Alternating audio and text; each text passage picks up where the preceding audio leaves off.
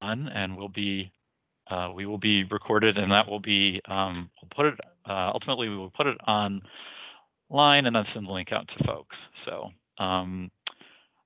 welcome everybody. Thanks for coming to our first little experimental Verso online meetup. This was request that somebody put in a little probably a month ago, and unfortunately they couldn't actually make it today. But we'd like to do more sort of training and support for Verso, and so this was just sort of a test to see if this is a good fit, or if more formal trainings are a good fit, or if a combination thereof makes the most sense. So thanks everybody who's here. So the intention, I have a list of things that I can talk about, but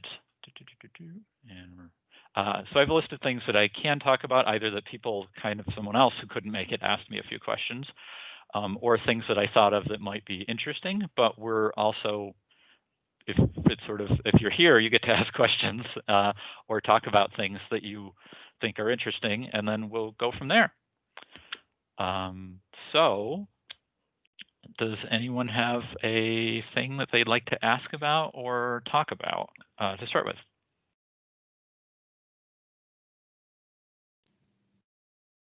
Well, you know, my problem is cataloging, so. Gotcha. Yes. So let's see. So yes, cataloging. I mean, cataloging, I guess, in any ILS has its quirks, and there are. I think there are pieces of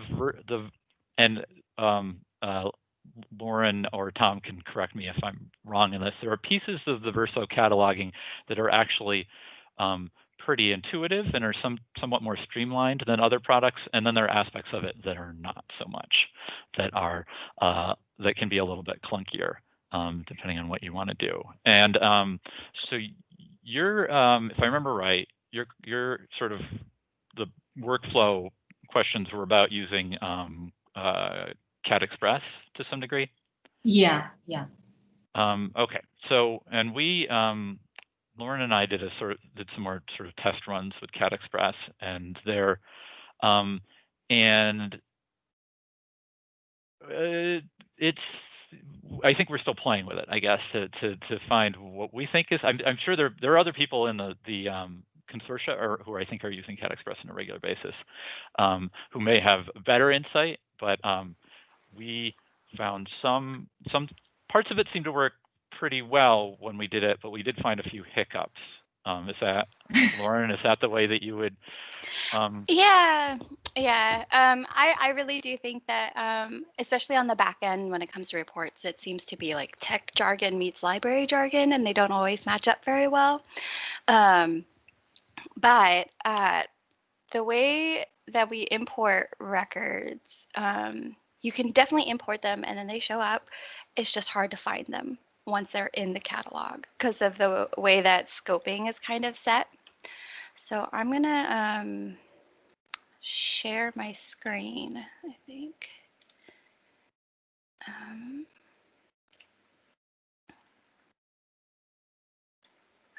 Do you see my my Yep. Verso account? Yep, okay. You were popped up. Cool. I'm going to just move it over so I can see it a little better. So generally, if you go to mark import under your cat admin, you're going to go to the BibTool admin generally. And then, as you can see, this is our test, but you'll want to create a new item, and this is where you can browse and select that file folder that you've downloaded from Cat Express to import. One thing that I highly, highly, highly recommend that you do, which I find makes it a lot easier to find those records, other than like messing with scoping systems, is to write down the OCLC numbers. So those are, so if we go to WorldCat, where's my WorldCat? She's all the way over here. Okay. So see.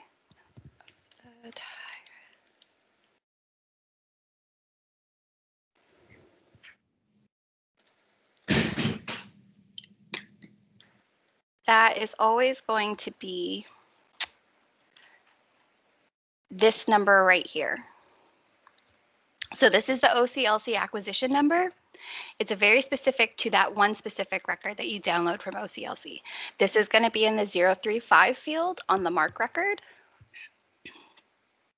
And if you search, if you go back to, so if I were to take this number and go back to here, to our Verso, and I go to OCLC number, which is a nice search field, and I just search for it, it should pop up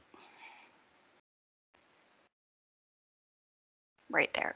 So I find that's the easiest way to relocate a record that you've imported.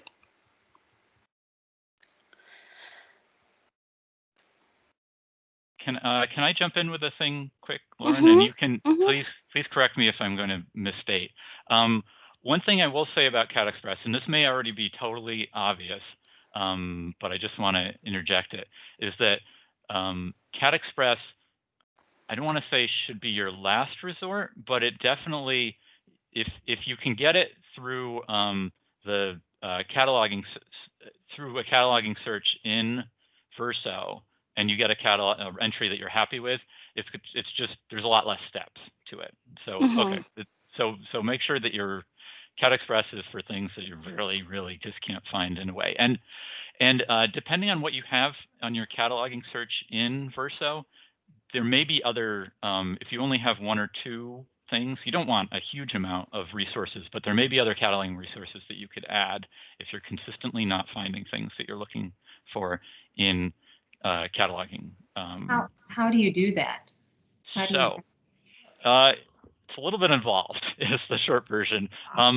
What I guess I would actually do is, if you think that you maybe don't have enough cataloging, or that you're not finding things, what I would do, and this is kind of a cop out, is I would look at them, see what you have for them, and then email me, and we can talk back and forth about it. Because there's a process to add them into your resources, but it's a little kludgy, and I've definitely had it happen where I added things and they wouldn't work because I was still not quite getting the parlance right.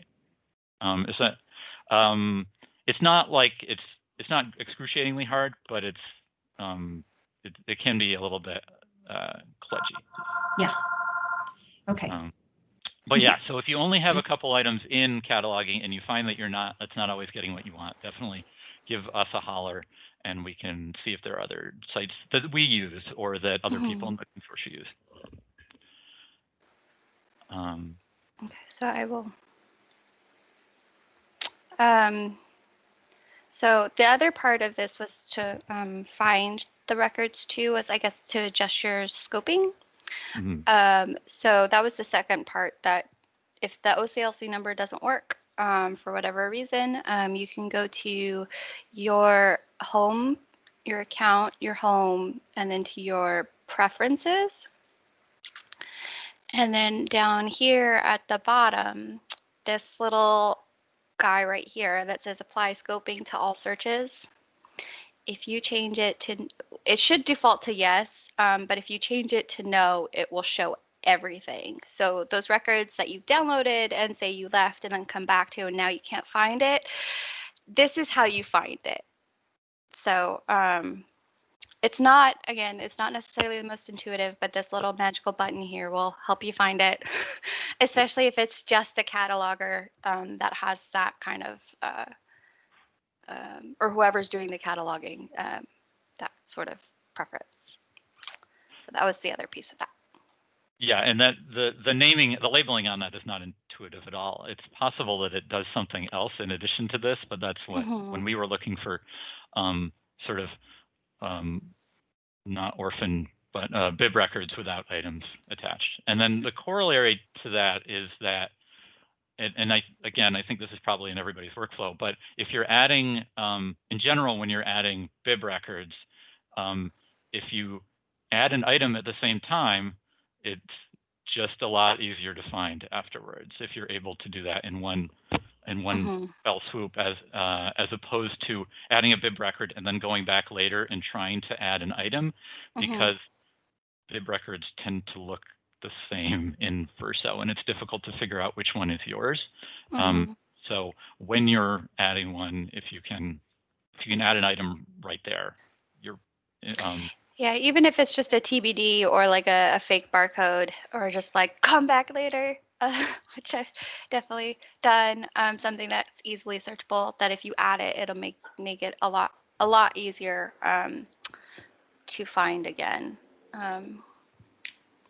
But I feel like this is definitely something we should bring up again to Verso. Yeah, there it is. The way that there are some challenges with the way that bib records, I think, end up. It just tends to be a lot of unaffiliated ones. Yeah. Okay. All right. Thank you, Lauren, and thank you, Shana. Other questions that people would like to talk about?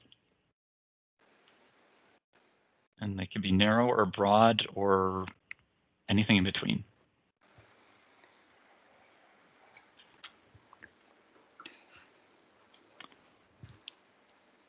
And I have a little list, so if people want a break, I can go up to pull out one of my list items.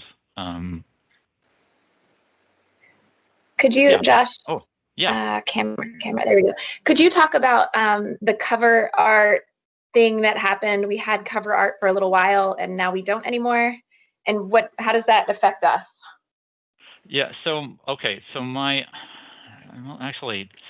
understanding is that we were getting a trial subscription to Synthetics, I think, effectively as part of the thing, and then the trial ended.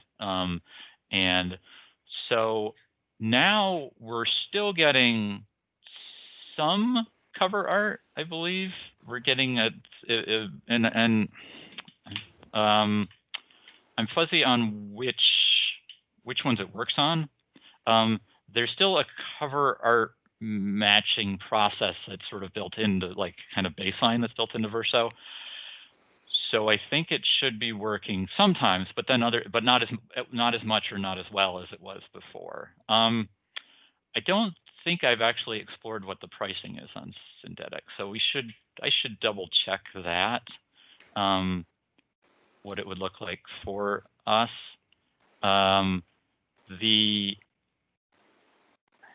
Because the alternative isn't great. The alternative is adding covers by hand, which I could show you, but it's very tedious. Yeah, even even at a smallest library is somewhat challenging to.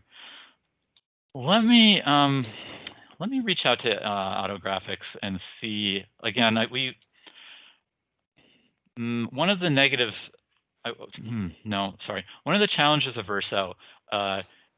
Verso's pricing model is that there's definitely a lot of add-ons that cost extra, and in general, we have not. We did sort of certain things up front, but we haven't been adding anything, just because part of the draw of Verso was that for libraries was that it was pretty inexpensive, and I think at the point where it stops being inexpensive, the equation becomes a lot harder for the product. So we've been disinclined to jump into usually when they say, here's an extra cost, we say, all right, how can we live without it? But I think I'm going to reach out to them and just verify what that number looks like, because again, and whether there is some other alternative strategy that we're not using to get things in more en masse rather than one by one by one by one, which is not super practical. So I don't have an answer for your question, but it's I appreciate the reminder that we should reach out to them and see. And maybe, who knows, every once in a while something costs a reasonable amount. So I should check on that. But let me. But I'm sorry, I don't have a better answer at the moment.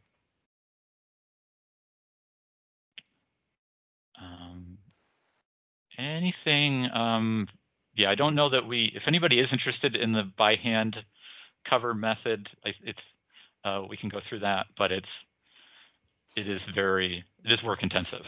And the reality is that people don't usually have an extra 5 minutes for every item that they're cataloging, or 3 minutes, or what have you.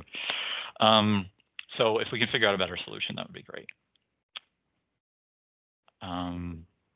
Any other questions on people's minds before I pull something off the list?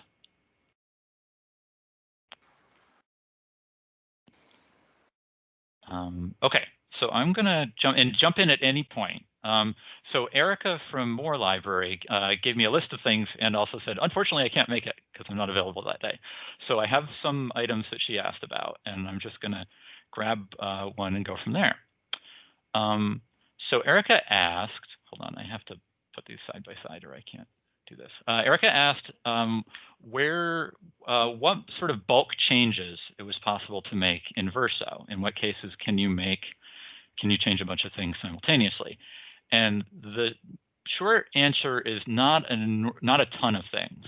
A lot of the bulk changes require us to ask AutoGraphics to do something, basically, and that's definitely always a possibility. It sort of requires it to be a clear change that you need to make. Like if you need to change everything in a certain location in some way, that's pretty straightforward. If you need to change a certain material type, that's straightforward. As long as you can describe discretely what you want to change, we've had pretty good luck. But if you say, I want to do all of, I'm trying to think, like something that is not indicated very well. I want all of our easy readers to go somewhere else. That is going to be more involved. That's going to but there are some bulk things that you can do, and these may be things that are obvious to everybody. But I asked AutoGraphics to kind of answer on this. So things that you can do. You can. This is not by bulk, but you can give items exceptions, and then you can, once you've given them a bunch of exceptions, you can delete them en masse by using the delete items exceptions report.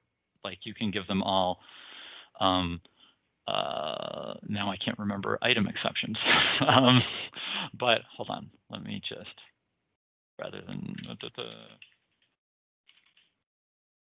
you can, sorry, I had this in my head a lot more straightforwardly.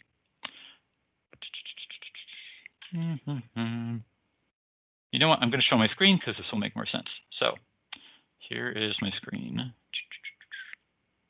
I'm going to this. Okay, so I am in Verso, going here. And so for example, you want to give a bunch of items item exceptions. So you want to change their status, basically. Statuses like deleted, discarded, missing, non-circulating, on order, things like that. And so say we wanted to change a whole bunch of items to discarded. You would come here, you would turn this on, you would go, and then you would start scanning all the items that you want to name label discarded. It is still work, and it's not bulk. It is just somewhat faster. So you could put this here, scan one, scan one, scan one. You get 100 items. They all are item discarded. And then, so you have them all with an item status. And now the important thing is that you've given them item status that you don't have other items with. If you've done that, you can go into, oh, sorry.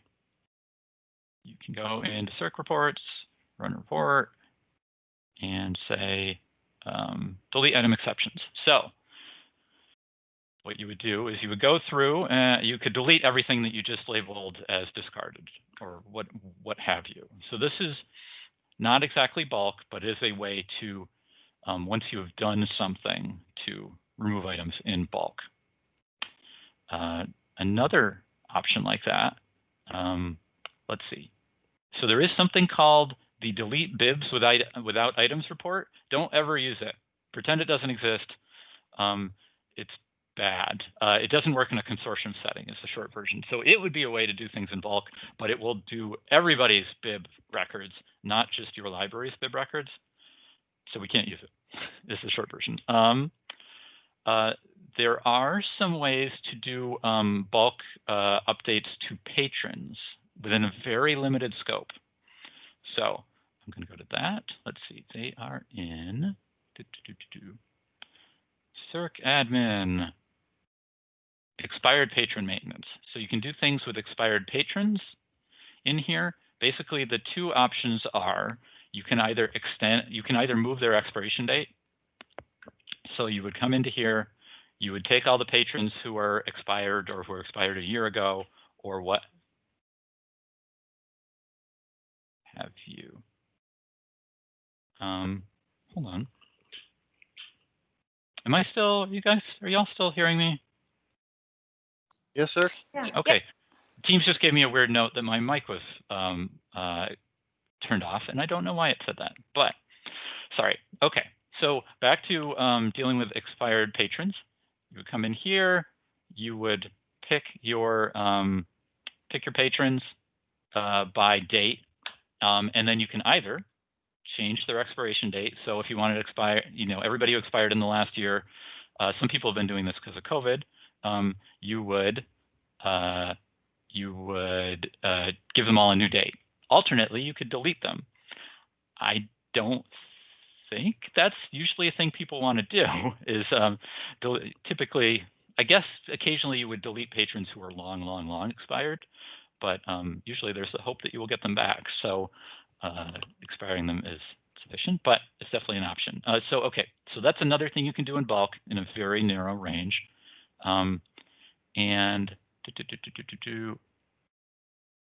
Okay, multiple item exception I was just talking about, but there's another one called, let's see, multiple item transfer, which I've never used before, but was recently made aware.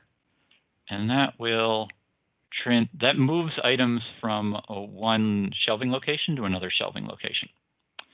And it's not truly bulk in that you're scanning them, but you can kind of set it on and then scan 100 items and say, oh, we're moving all these items from large print to large print adult or something like that.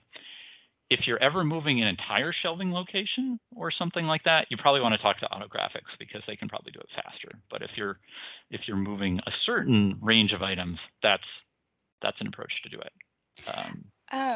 Josh, Yes. if you don't mind my jumping Absolutely. in, do you mind, is there a way to say you run a report of all the barcodes and you have all the barcodes that way, can you add multiple barcodes at a time, or is it one by one?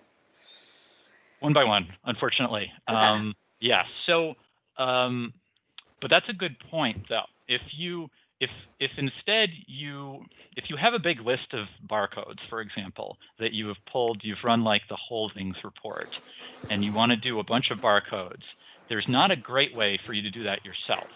But if you can give a discrete list, AutoGraphics may be able to do that for you.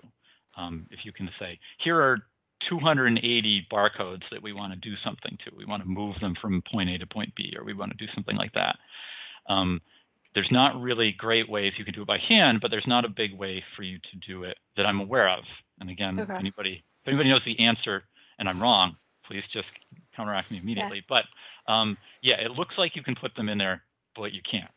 Yeah. It will only scan one by one by one. But AutoGraphics should be able to, if you can give them a discrete list, they should be able to move things over if there's enough that it would be easier to do it in one. Thank you for asking that. That would be great if there were. Yeah. And then Kate also asked in the chat, could we hide delete bibs without records? So is there a way to hide that setting? Is my assumption. It's come up before. Let me try it again. Yeah, because it would be bad if it went off, so to speak. I'm going to see if we can, or if we can at least put some sort of labeling on it that says, oh God, don't touch this. And you would think that there would be some some ability to do that. Like a lot of ILSs,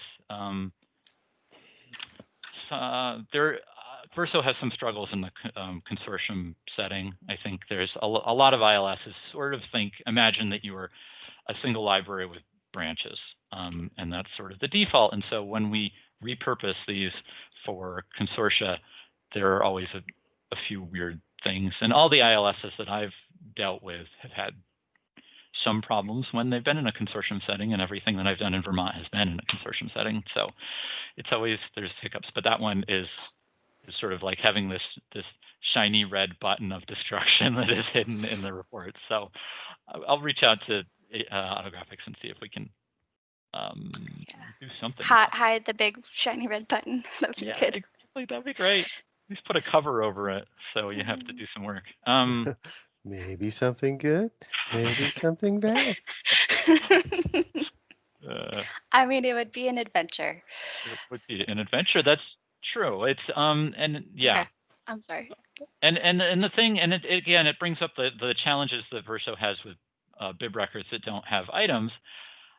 I mean, in some ways, it wouldn't be terrible because it's very hard to find those bib records that don't have items. But invariably, somebody would say, "Oh yeah, I had 100 things parked there, and now I don't." So we don't want that.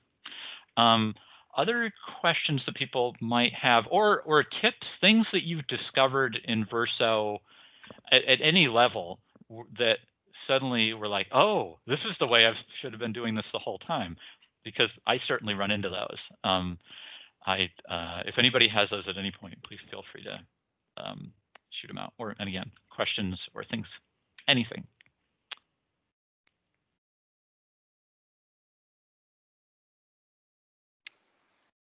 I can show mark validation in a cataloging record. Oh, please do, because someone asked about that, and I think I was kind of veering them in a different direction. So please do. Okay. So go back.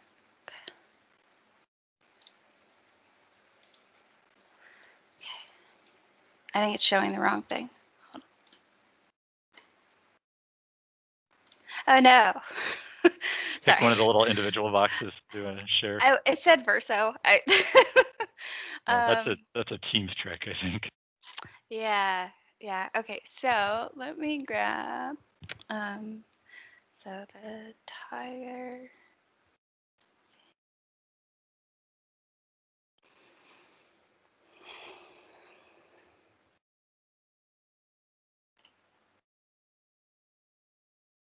So I'm just gonna edit this.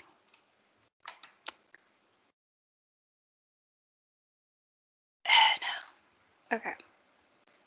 So can you see the AG cat that's popped up? No, I think you need to pop forward, yeah, or share your desktop, whichever ends up being easier. Oh, that's probably better, huh? Well, sort of better, but also. Okay. Yeah, now we can see it. Yeah, okay, now you can see it. Thank you. That's the important part. Okay, so say that you have a record right here, and I'm gonna just say T. I'm gonna add extra couple A's, and then say I add the 650. Okay, so I'm going to override that validation just so this kind of works so you can see it. So up here in the upper right corner, there is a mark button with a little checkbox. If you click that, that will check your whole record for any sort of errors, and it'll tell you exactly what is wrong with your mark record and what you need to fix. So I deleted the 0 on the 650 field, and now AGCat's like, oh no, what'd you do? So basically it tells you a blank is not allowed. Valid entries are 0, 1, 2, 3, 4, 5, 6, and 7. So this was a Library of Congress subject heading, so that was a 0. And so now that I've fixed it, it should, if I were to validate it again, say no error. So this is really, really helpful when you're doing your own original cataloging, or if you change something, just to make sure everything's kind of like you didn't miss anything. I like to use this function quite a bit. I find it very helpful. And also very satisfying when you have a perfect record and you're just, I did it. It's great. And the other feature is the spell check. So spell check is really fascinating. I'm pretty sure it only checks the author. It only checks the 245 field. It doesn't actually check any of the note fields. So I believe the reasoning behind it was so that, you know, the titles were consistent or accurate, like, especially because that's where a lot of the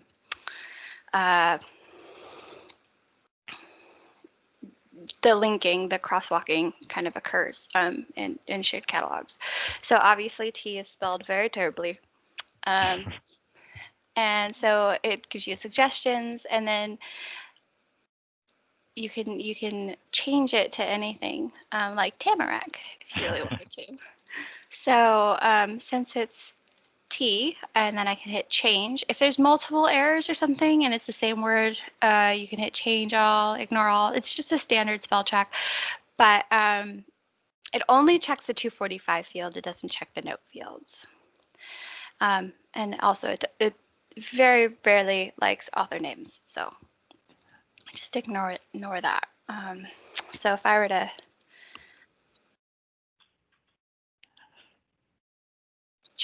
check it again, it only brings me back to the author. So again, it doesn't check the notes field. So super easy. But I find it's really helpful. A few other tricks in here that I really like to use are the order buttons. So say that I add a 650 up here. Tigers are great. Not an official subject heading, that's fine. But say I wanted to add, I can then hit the order button and it puts it in numerical order, which then makes a more presentable MARC record. The other thing too is that if I were to add another holding, barcode, call number, and it's there, it's also now in the middle of my record. There is this little HLD sort, holding sort, which you can then press and it moves it. So it just kind of help cleans up your record and makes it a little nicer. So yeah, so those are a couple easy tricks that I like to do. So Thank you, Lauren. Those are great.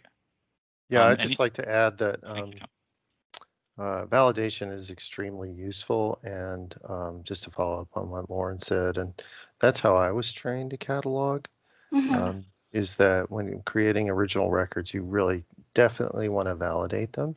It's also a great way to learn, because if you make a mistake and you're not quite sure, those of you who aren't familiar with MARC records, there's obviously a lot of data here on Lauren's screen, and so there's a lot to absorb there. So if you're doing cataloging after getting some training, it's really great to have this automated validation that points out, you know, hey, actually you got something in the wrong place or the wrong number, and then so it's nice to have that automated feature. Yeah, no, I really like it. And if it's something that I don't either remember or I forgot, like, oh, what does 0 mean? What is that even? I really like to use, I'm gonna switch my, so I'll just do that whole screen. So I really like to use OCLC's bib formats, because it'll tell you exactly what's wrong. Okay. So if I say, oh, okay, so I had my 650. If I go to the 6 fields, 650. What exactly is that error? As I can see here, it defines all of the subfields. It provides really great examples. It also helps kind of, it's what I use hand in hand with my mark validation. So it's good. Sorry. And Lauren will teach you all about that in our 2 cataloging classes, our basic cataloging and, oh, I'm duplicated in green. Oh, cool. Basic cataloging, and then if that interests you, advanced cataloging. So we'll be offering those, I think, in the spring, starting in the spring. That's the plan. Yeah. So it's all very interesting. We find it interesting. I hope you do too. Thank you all. Any questions that have popped up? I have a couple things that I would jump to if we don't have anything right now. So I wanted to briefly mention that you may have seen a reference to this for self-registration for patrons, that it's a function that recently got added or tweaked for Verso. So self-registration, you may have heard about this during COVID for other libraries or other systems. Self-registration is basically a way for patrons to sign up online and get a sort of limited use account. The premise is that they would use it for e-resources, basically. So Verso, we have not enabled it as yet. So Verso has an option to do that. There are some, the one challenge that I'm seeing right now, I mean, to some degree, giving people the option to do that is kind of a internal policy question of whether you want people doing that or you just want people emailing you and asking you to make accounts for them. So this definitely ends up being a sort of self-decision on that. But the way it works in Verso, they would go in, they would fill in basically all the questions that you would normally need from them anyway, and then it would give them a temporary barcode, and the temporary barcode starts with SR, which is self-registration, to kind of denote that that's what they're doing. The challenge is that if you put an SR at the beginning of your barcode, probably they won't be able to use it for most of the e-resources that require a barcode. So you'll have to either go through by hand and remove that, or they'll need to get in touch with you or something. So I don't necessarily see it as solving a problem as is, but if people are interested in it, they should absolutely get in touch and we should talk about it. I haven't turned it on, so I can't actually tell if I think it would become consortium wide, but if you didn't offer the link to do it, no one would have access to it. So I think we could probably restrain it to by library status. So if people are interested in the finer points of self-registration forms, get in touch with me and we can talk about it more. But like I said, as is, it doesn't seem like it's probably going to be the best fit for most libraries. I think you will be better off doing it by email or phone, or if you have been offering non-in-person cards, which I suspect most libraries have during the closed periods. So Josh, you're saying that SR is immutable? I think that it is. I can double check with them, but I think that it is. The intention is to make it a limited account, I think, and thus that is the way they're limiting it, but it might be possible to just remove it. But then if it were, I wonder if you could do it library by library. Anyway, it may be that no one's interested in this, so I won't take up our time here to talk about it. We could always explore that if there is interest. So yeah, I think it may be one of those solutions that works it's more relevant at very large libraries. But again, we can talk about it if people want to at any point. Let's see, any questions have popped up in the intervening time, or things that tips people want to share?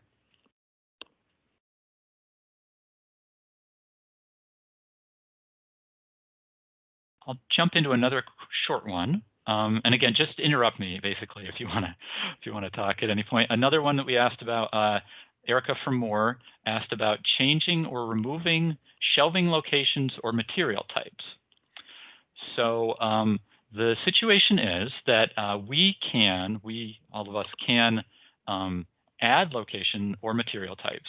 We can edit them. We can merge them. We can take two shelving locations and smoosh them together.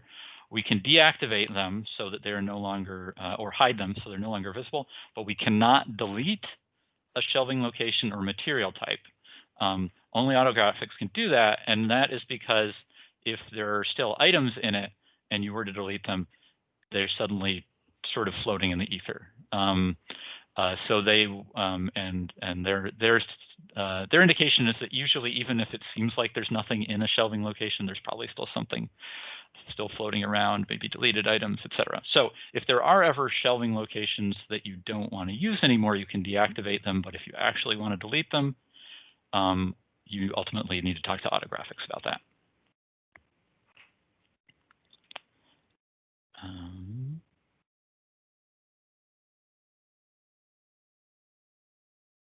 There was another question about, and this is more of a workflow thing, about let's see. The question was, people are going to check out items for patrons. So they go to the patron checkout page, and I am going to share that. So hold on. And share screen. Okay, so they're at patron status and checkout. They check out an item to a, or about to check out an item to a patron, and lo and behold, it's already checked out. It's still checked out to someone else. The item it never got checked in correctly, and they're like, oh, okay, well now we need to check it in, which is a totally different screen. And so they were finding that they had to do a lot of back and forth. And it is a totally different screen. So what I was going to talk about briefly is ways to get between different pages quickly, different parts of Verso, or if you want to have multiple things open. And again, this may be obvious, this may be a thing that people are already doing, but just in case there's anybody out there who's not used to it, there are two options. Option one, maybe more straightforward, is opening multiple tabs. So you can have, in your browser, you can have as many Verso tabs open as you want, but they work differently than they used to in version 5. In version 5, they were sort of easier and sort of less useful. So in version 6, what happens is every time you open a new tab, you go to Verso, it's basically a completely unrelated experience. Like you're logged into tab 1, you open Verso in tab 2, you were not logged in, you need to log in again. Tab 3, tab 4. So depending on what you're doing, it might be useful to have multiple tabs open. You just need to go through the process of logging in, and then you can put them on whatever section of the site you want to. You can have one that's on, patron status, and the other one is on check-in, and you know that you can just go to tab 2 to do check-ins, and you don't have to move back and forth. You could do cataloging in one and circ in another. You can have as many as you want open. You just have to go through the process of logging in each time. And nothing that you do on one tab should affect the other tab. This is as different from the old version, whereas in the old version, you could do things that would impact all of your tabs. So this one, if you just want, all I want to do on a tab is check-ins. You just park that somewhere and you're good. Definitely using multiple tabs with web-based content, like now that all the ILSs, most ILSs are web-based, using tabs is a really useful skill. So, and basically all your browsers you're going to have at this point have tabs. Tabs for people who are not used to tabs, I'm thinking of volunteers in maybe some cases, or people who are just less tech savvy. There is a sort of a learning curve. It is another thing to keep track of on the screen. But I think it's a very useful skill to have, and particularly in things like Verso, it can be really handy. So, for example, I have one tab open here. I'm going to open up another Verso tab. And I'm going to log in. And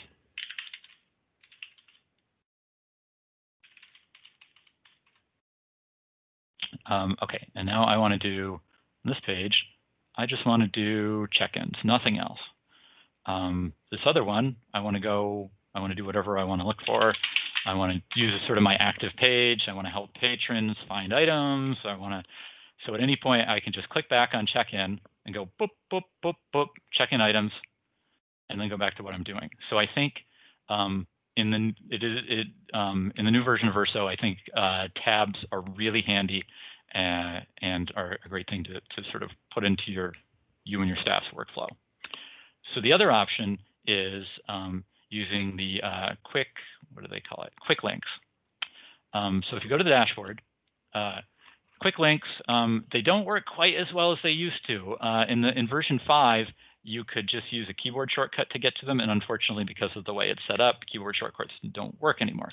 But what you do is you say, here's a thing that I use a lot. I want to be able to go to it and from it quickly. So you go on your staff dashboard. I'm going to open up the whole staff dashboard, and you find an item that you're like, oh, I always need to get to add a user. It's just a thing that I'm constantly getting to. So you just click the little button next to it, the plus sign, and items added, and it ends up over here on quick links. So that does two things. To a lesser degree, it just ends up in this little quick links box, which is always there. So it means you don't have to sift through the entire staff dashboard. And you can just say, oh, I want to do add a user. Bingo, I'm at add a user. But it also sort of replicates the keyboard shortcuts that used to be there with these little numbers. So unfortunately, you kind of have to remember what the numbers are. But if you mouse over it, it'll tell you. So you can go to any of these pages quite quickly without having to go through the staff dashboard.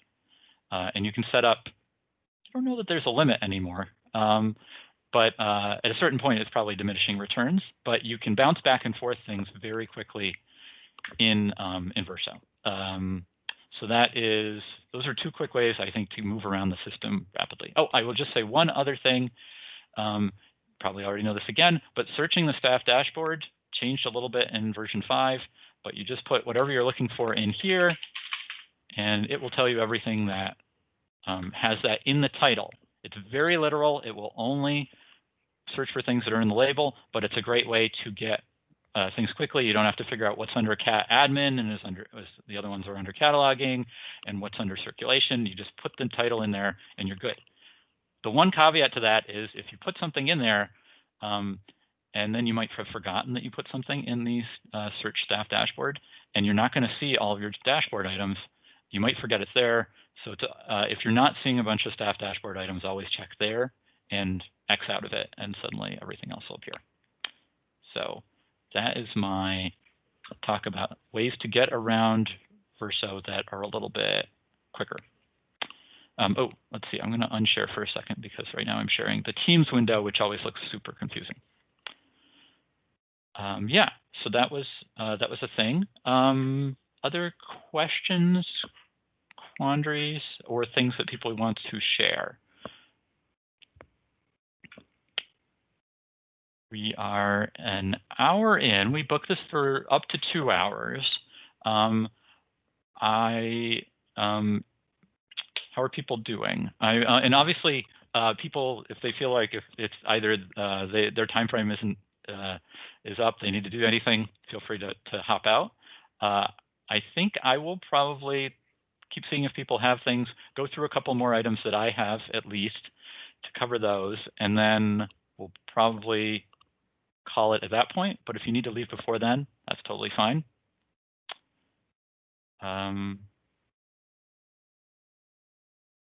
Okay, so I'm just going to jump through a few more notes, and there's not a ton of stuff that I have, but these were things that, little tips that I remembered, particularly tips that happened between jumping through version 5 and version 6. So let's see, we did quick links, we did multiple tabs. Okay, there is a, here, let me share my screen again.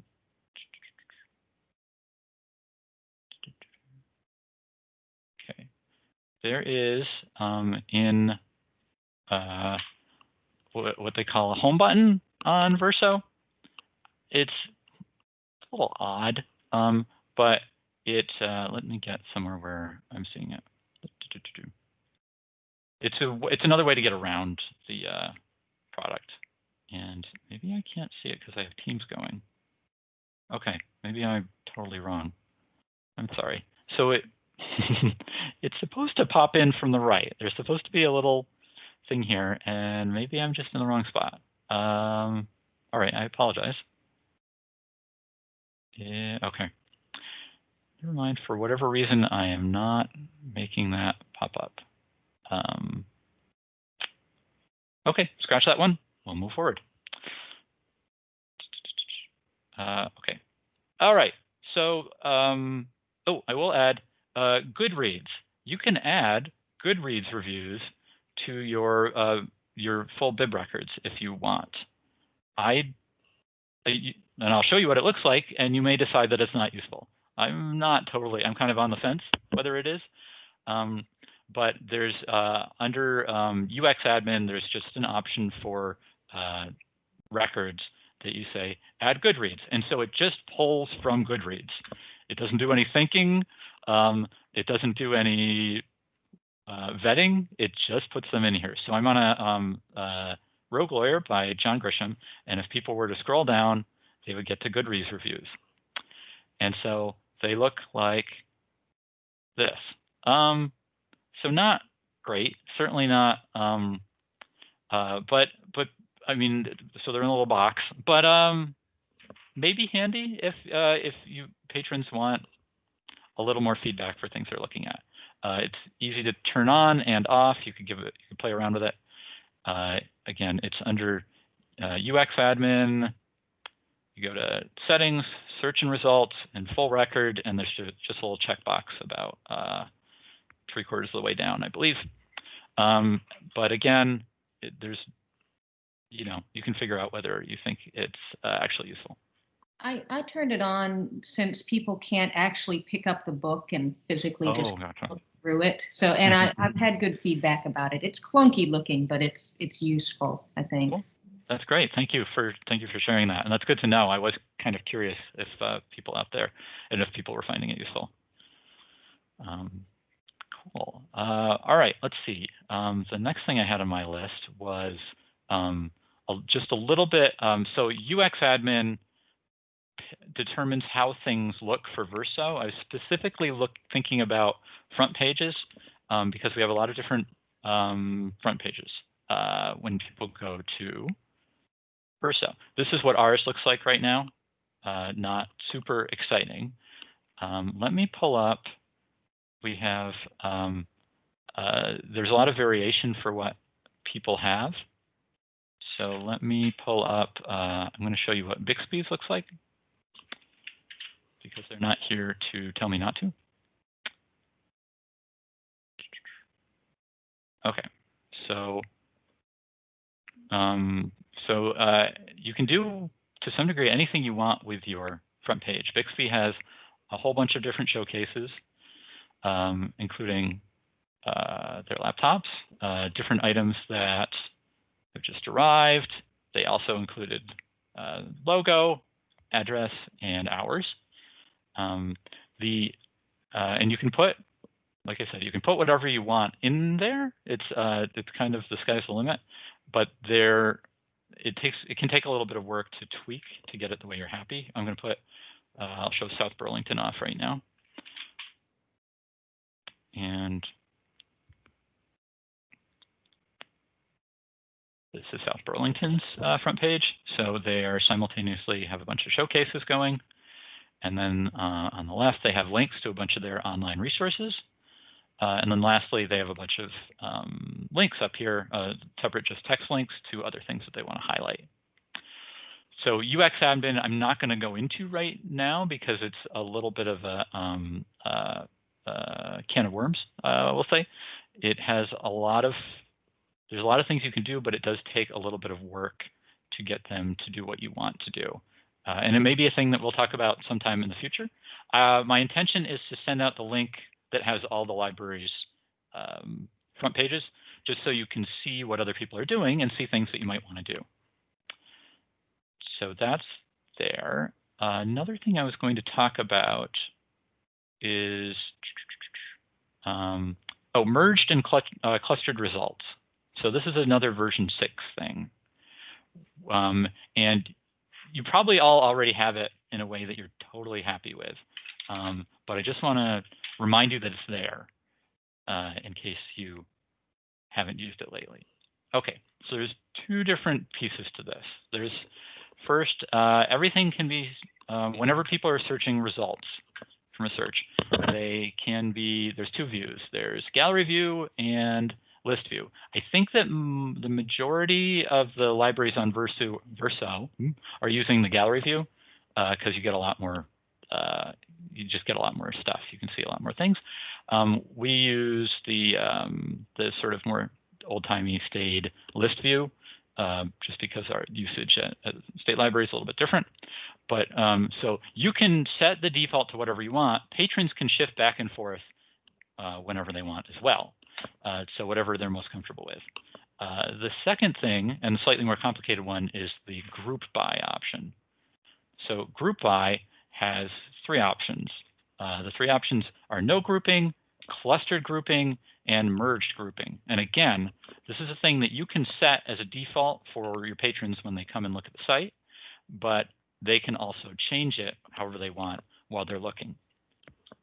So the different settings are no grouping is no items are grouped together. Every individual bib record shows up as a different line in the search. Clustered grouping is that items are grouped together by title and author. So this is sort of the broadest grouping. This is the one where, among other things, audiobooks will end up on the same listing. So let me just change to, let's see, clustered. So clustered is the loosest matching in a sense.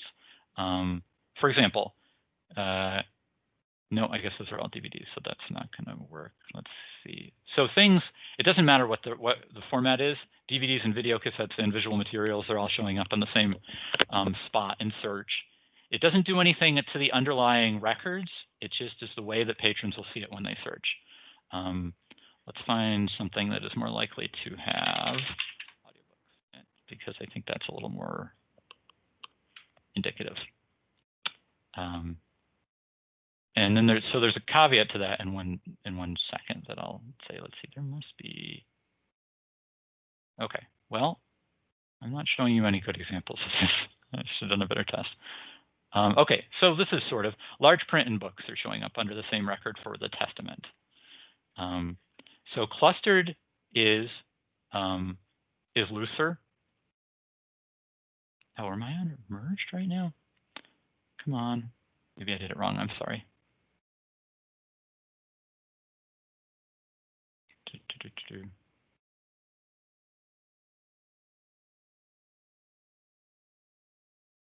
Okay, so here, this is yes. So this is clustered now. I was wrong earlier. So this is John Grisham, Rogue Lawyer, and it shows audiobook CDs. It shows regular books. It would show large print. Yes, so it shows everything under the same record.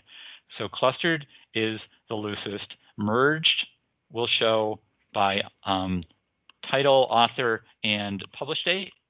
So that tends to break out different types and different editions. And then none will show you each bib record separately. The caveat to that I was going to say is that in most cases, you probably have the scoping for your patrons set so they're not seeing other libraries' records. So it has less of an impact. It's only going to affect whether your items show up on the same thing. So if you have audiobooks, large print, and regular print of something, and you say cluster, they will all show up on the same record. And if you say no, they won't. And it's just what your expectation is and what your patron's expectation is. So that's a thing that you can tweak and change around that might be useful. Let's see. Lauren already talked about scoping and being able to find bib records that don't have items on them. Again, it's a little bit of a weird, unintuitive step. And I was just going to talk about advanced search momentarily. So let me hop there. Advanced search, again, maybe super obvious, but one of the cool things that got added in to version 6 is it tells you how many records you're searching. So if you change the scope of what you're doing, you add filters, for example. Let's see, I only want to find things in French, let's say. Now you look down in this little green box, which is where you'll hit for search. It says, oh, there are only 59 records. So while doing an advanced search, you may be able to kind of nuance. You can say, oh, I've gotten to a point where this isn't, I'm not going to find very many things. So it can just be a helpful little update, feedback as you're searching. And you can do a lot of, like every advanced search in the world, you can do a lot of different little things. You can tell it exactly what library you're looking at. You can look at broader libraries if for some reason you wanted to. And there are a bunch of filtering, some of which works better than others. So your mileage may vary on that. You cannot do it by, I believe, shelving location, which is the thing that you would most want to do by default. So that's unfortunate, but that's advanced search. And let's see, we have a question. Oh, yes, that would have been a good answer, Lauren. Thank you. Harry Potter. I'll just do that real quick because that is a good one. So we're going to share clustering again real quick. We're going to look for Harry Potter. And we're going to, and I'm going to group by clustering, which again is the loosest of them. It's not, the names are a little bit arbitrary, but okay, so here we get, let's see. Let me make sure that I'm in clustered. Yep, I'm in clustered. Okay, so it does seem to be breaking out DVDs separately from the books.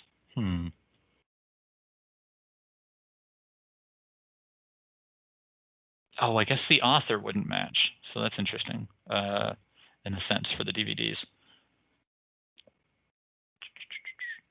Okay, I'll play around with that a little bit, but thank you. Yes, that's definitely the one that's going to have the most different versions of things. All right, I'm going to stop sharing for a second. Okay, so questions that have popped up for people or other tips that they thought of while I've been meandering through Verso.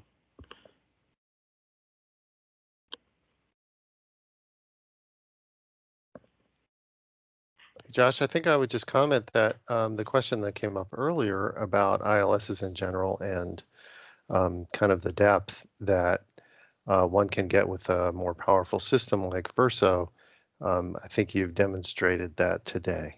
So I think that for those of us who don't use Verso a lot, or maybe just use it for very specific things, it's really interesting to kind of get a window into the flexibility and depth of the ILS and the different things that one can do with it. So in that respect, I think this session has certainly answered that question. So it's great. Thank you, Tom.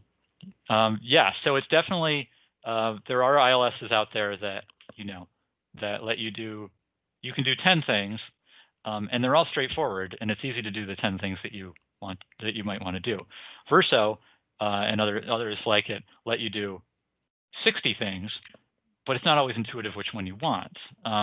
So higher functionality, but also a steeper learning curve, I think is this. But if you find things that you want to do, it's great.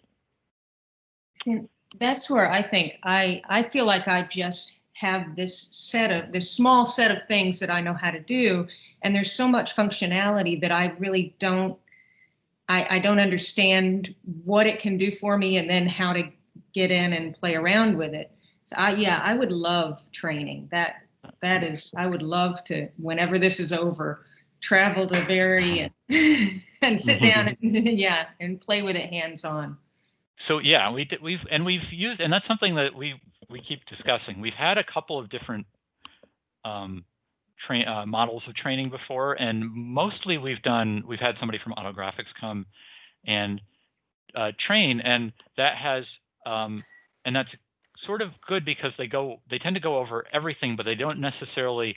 They tend to have a very broad scope when they do it. They tend to be like, here's a thing you can do in Verso, and here's a thing you can do in Verso, and here's a thing you can do in Verso. But they don't necessarily provide the context of why you would want to do the thing in Verso, or the things that you are likely to do on a given day. And that's we've struggled with that. I think the last training we had was a little bit more was a little better in that front. It was more focused on things, not the things that you're only going to do once a year, but the things that you're going to do once every day or once a month or something like that. So that was partially why we tried.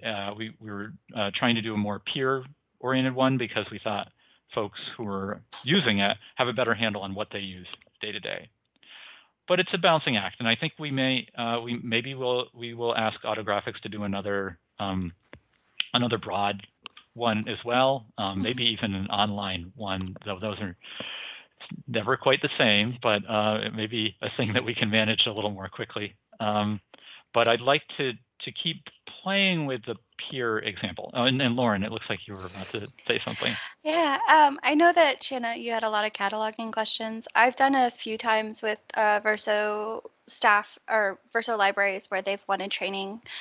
So I could definitely walk you through like adding items, editing items, cataloging in the AGCAT system, what the benefits are. I personally really do like AGCAT. I've worked in I used to work a lot in Fallout Destiny, which was a little infuriating for me because you had to like restart it every single time, but which can take time versus like AGCAT where it's like all there all at once and you can just get it done and over with. But I know that, you know, it depends on what people like. So, but it's definitely something that I can do and I have done if you're interested. Yeah, that'd be wonderful. And we may have Lauren, we can talk about. There may be enough interest that we might. You could decide whether it would make sense to do multiple people in one session or what have you, because I think I've heard other folks who maybe express an interest in that. But that's okay. We can figure out what that looks like or what the best way to do it is. Okay. But yeah, other questions that might be out there, or things that you want to say about Verso or anything really, please feel free to chime in. I will make a pitch. So there is a Verso listserv. It doesn't get an enormous amount of use. It's mostly me sending out updates about it. There is, and I will add, there is another Verso listserv that AutoGraphics runs that it gets somewhat more use. On the plus side, it gets more use. On the challenge is it's frequently used by larger systems who are doing, in some cases, more complicated things. But it's I'll put a reference to it out on our listserv because it, just in case people want to join, it can be handy. But also, again, our listserv is there, so if you ever have questions, feel free to put them in the listserv. But also, if you ever have questions, feel free to ask us, and we can. We don't always have the answer because we're the reality is we're a weird library, so we don't function exactly the same as a public library, and we don't have the same volumes that y'all do. So, but we can always get the answer. So if there's ever things that you don't know how to do, or that don't make sense, or that are working differently than you think, or whatever, do not hesitate to get in touch. There's like any ILS, and there's always weird little nuances, so do not hesitate to holler at us.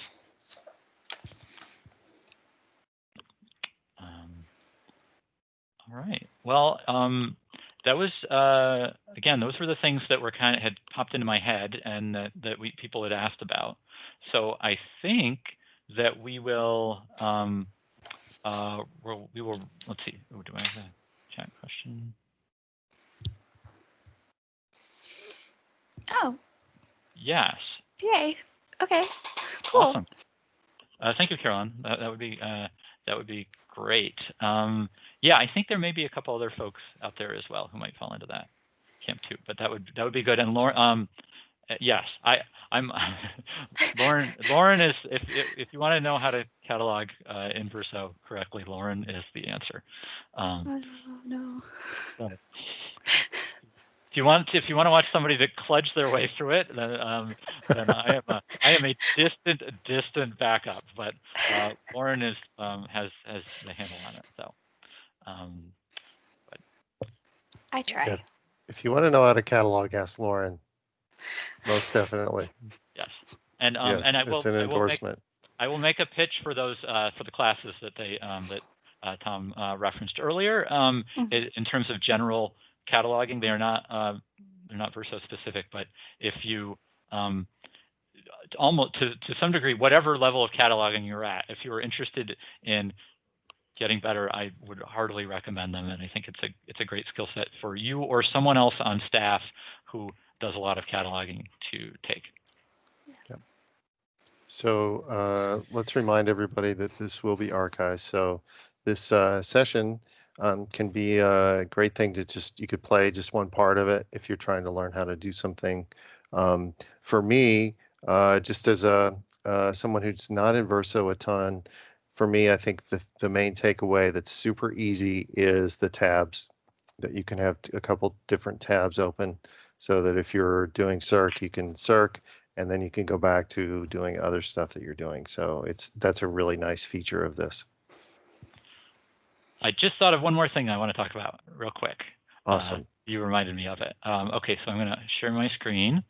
And it's here. Okay, so so Verso, and you've probably already encountered this before, but I just want to mention it. Verso has some help options. So if you go to support and then Verso, you want to click on the other products because they have a number of other things they offer. But the documentation, the one positive of version 6 is they made it so it's now HTML available. So if you want to learn about one of the products, you click on it and it'll just open up in this website and you can click around a lot more easily than the PDF versions. So that's there, and you can look through them to your heart's content. I will say, being honest, the Verso documentation does leave a little bit to be desired. It's very literal. It literally tells you exactly what about every function in order. It does not tell you why you would want to do it. It does not give you context for what other things it relates to, unfortunately. So it's their documentation is very literal minded, and it's basically they're especially useful if I want to do X. Then you go there and you look at the page and it will tell you about X. But if you say, I want to know all about user permissions or something like that, it's a little bit hit or miss on that front. But it is there. And again, they are easier to navigate than they used to be because of that. But you can also always feel free to get in touch with us. I did want to mention that there are training videos as well that are in here. They can be a little more intuitive than just the manual is, because there's somebody talking you through the process. So I just want to point out that these are here. I think the majority of them, maybe all of them, have been updated to version 6. They don't cover everything you want them to cover, like so many things, but they do cover a number of things. You'll see there's a ton about UX admin, and UX admin is the thing that determines what your Verso front page looks like, but also determines what when people search, what they see, when people look at records, what they see, and so on. So there's a lot of coverage of that because it can be very nitty gritty. But there are videos here that cover some things. So I just wanted to mention that they existed. And I'll stop sharing that. And that was my last point. So unless anybody has anything else they want to say, thank you very much for joining. The other big takeaways are this is kind of a test model. So let us know what you think worked and didn't work. What basically, actually, let us know what you would like to see in trainings or sessions around Verso, and we'll figure out if we can do it, and figure out how to make that happen. And we already, Lauren was talking about cataloging, and that is wonderful. And so I think that's a great resource. But if there are other things that you would like to see, either kind of big, broad sessions that maybe are led by AutoGraphics or more peer-led things, let me know, and we'll figure out how to make that happen. And please, if you as you have questions, please don't be afraid to ask on the listserv, or if you want, ask me, and I can ask on your behalf on the listserv, because that's totally fine. And I'd like to nudge the listserv to get a little more activity. And again, this will be available online if you want to check it out later. Thank you so much, and I hope that everybody has a great day and a great rest of your week. Thanks everybody who joined. Thank you. Very welcome. Take care, y'all.